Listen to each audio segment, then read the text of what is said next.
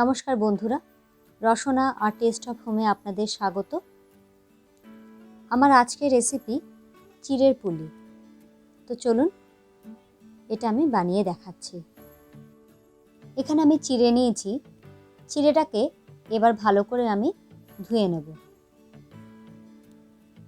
ধুয়ে ভালো করে জল ঝরিয়ে নিয়েছি।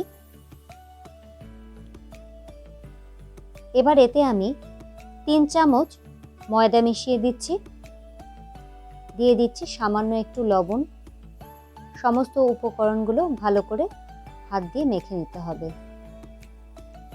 মাখা হয়ে গেছে। মাখতে মাখতে যদি মনে হয় মণ্ডটা শক্ত হয়ে এসেছে, তবে সামান্য একটু জল দিয়ে আবার নরম করে নিতে পারেন। মাখাটা একদম ঠিক হয়েছে। খুব বেশি নরমও হয়নি, খুব বেশি শক্তও হয়নি। হাতে আমি একটু সাদা তেল মাখিয়ে নিলাম। ঘি মাখালেও চলবে। এর থেকে আমি লেচি করে নিচ্ছি। যত বড় পুলি তৈরি করতে চান তত বড় সাইজের লেচি করে নেবেন। তবে আমার মতে এই সাইজটাই পারফেক্ট।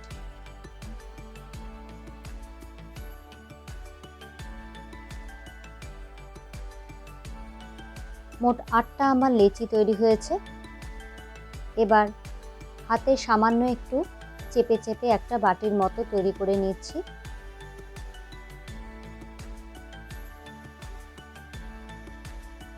এর আগে দুধ পুলি রেসিপি করার সময় আমি পুর তৈরি করা দেখিয়েছিলাম। এবারে আর দেখাচ্ছি না। মাঝখানে সেই পুরটা আমি দিয়ে নিলাম। দিয়ে দুটো পাশ ভালো করে এইভাবে আটকে নিতে হবে, যাতে একটুও পুর বাইরে বেরিয়ে না আসে।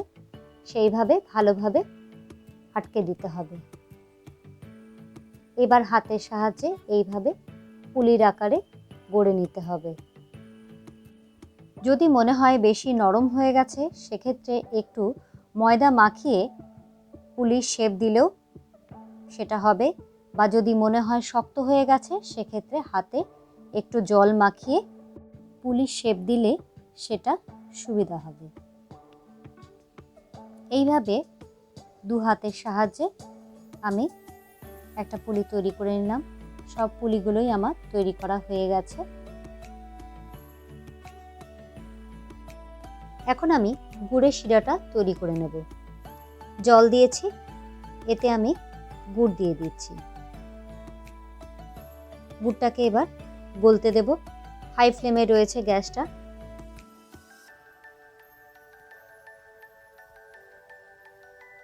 অপেক্ষা করব গুড়টা গলার জন্য।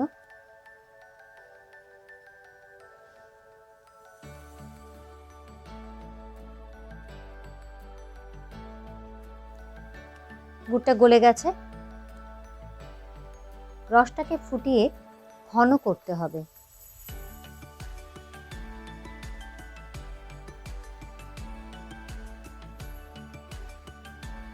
হাই ফ্লেমে রেখে আমি এই গুড়ের শিরাটা ফুটিয়ে ঘন করব।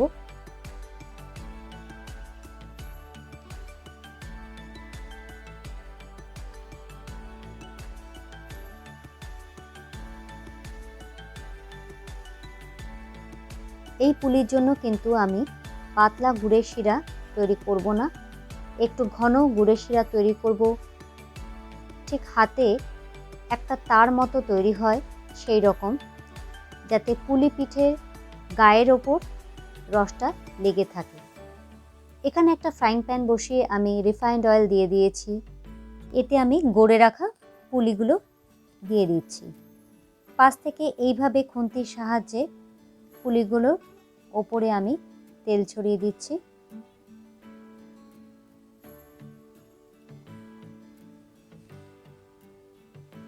একটু সময় ধরে ভাজতে হবে। গ্যাসটা মিডিয়াম ফ্লেমে রয়েছে। লালচে ব্রাউন হয়ে এলে তবেই আমি পুলিগুলোকে তুলব।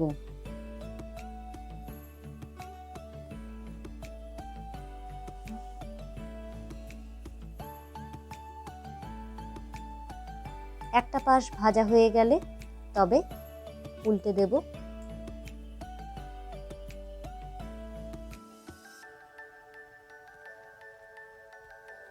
রং ধরতে শুরু করেছে, আরও একটু ভাজা হবে।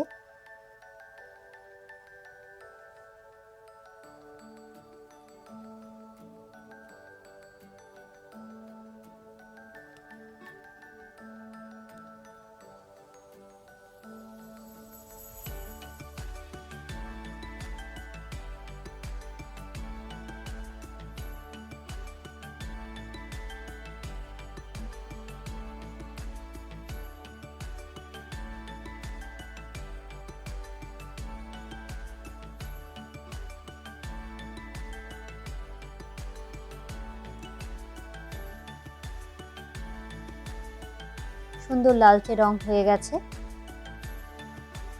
এবার আমি তুলে নিচ্ছি। এখানে গুড়ের শিরাগুলোর মধ্যে আমি গরম অবস্থাতেই দিয়ে দেব।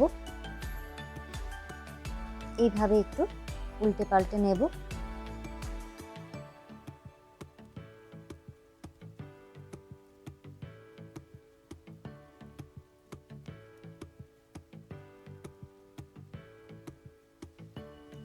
এই অবস্থায় আমি 2 মিনিট মতো রেখে দেব।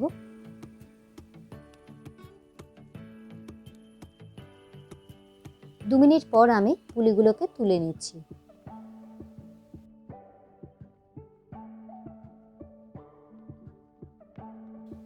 একইভাবে বাকি পুলিগুলোকে ভেজেও আমি গুড়ের শিরাতে ডুবিয়ে তুলে এইভাবে সার্ভ করেছি ঠান্ডা হলে।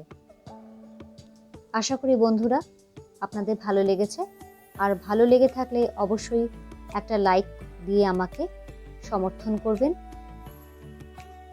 আর যারা আমার চ্যানেলের নতুন বন্ধু আছেন তাদের অনুরোধ করছি আমার চ্যানেলটি সাবস্ক্রাইব করবার জন্য, এবং পাশে থাকা বেল আইকনটি অবশ্যই প্রেস করে দেবেন যাতে নতুন কোনো ভিডিও যখনই আমি আপলোড করব আপনাদের কাছে সেটা পৌঁছে যায়। আজ তাহলে চলি বন্ধুরা, সবাই ভালো থাকবেন, সুস্থ থাকবেন।